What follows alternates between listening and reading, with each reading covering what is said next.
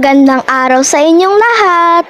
Ngayong araw na ito ay pag-aaralan natin ang wastong paraan ng pamamalansya. Gusot-gusot ang mga damit na bagong laba. Ang mga damit ay kailangan plantsahin upang maging maayos tignan.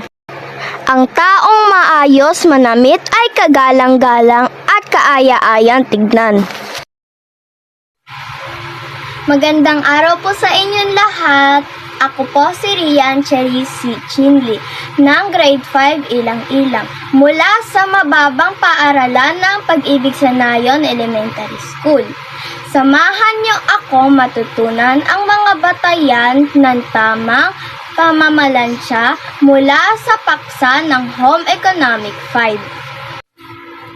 Unang hakbang ay ihanda ang mga gamit para sa pamamalansya gaya ng plantsahan o kabayo kung tawagin sa English ay ironing board, plancha, hanger, malinis na tubig at bimpo. Tiyaking malinis ang sapin ng plantsahan. Punasan ang ilalim ng plancha ng malinis na basahan bago ito painitin upang makasigurong wala itong kalawang o dumi na maaaring dumikit sa damit. Ang ating paplansyahin ngayon ay ang aking blouse sa paaralan.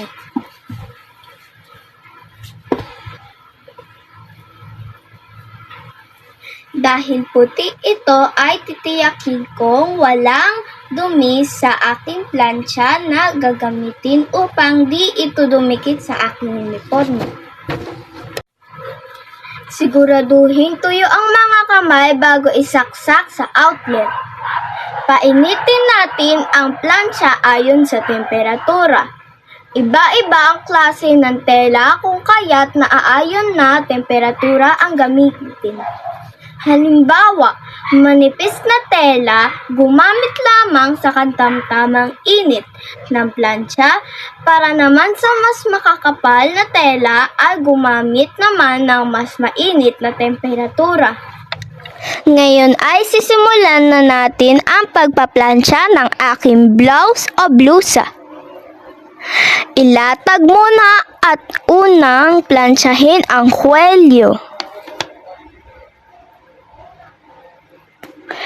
Idiin ng kaunti ang plancha sa likod at harapan ng kuwelyo.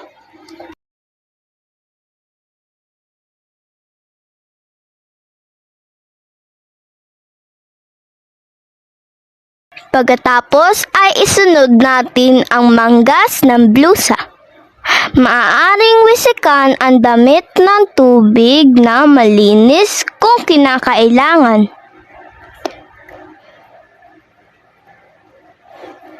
Plantsahin ang bahagi ng balikat sa likuran at harapan ng blusa. Ngayon ay isusunod natin ang katawan ng blusa. Plantsahin ang harapang bahagi mula sa botones at ituloy hanggang makaikot sa buong katawan ng polo o blusa.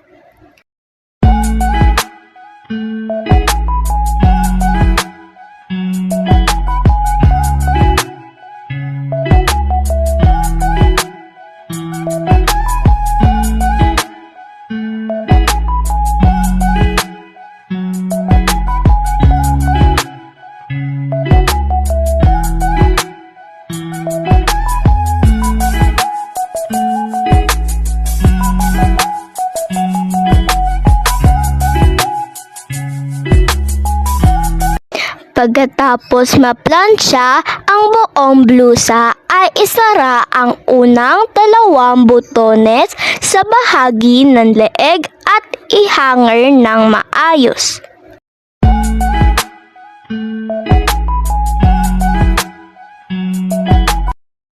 Siguraduhin patayin ang plancha bago tanggalin sa saksakan o outlet. Sana po ay may natutunan kayo sa ating ginawa ngayong araw. Hanggang sa muli, ako po ulit si Rian Cherry C. Chinley, nag-iiwan ng munting paalala. Mag-aral po tayo ng mabuti. Paalam!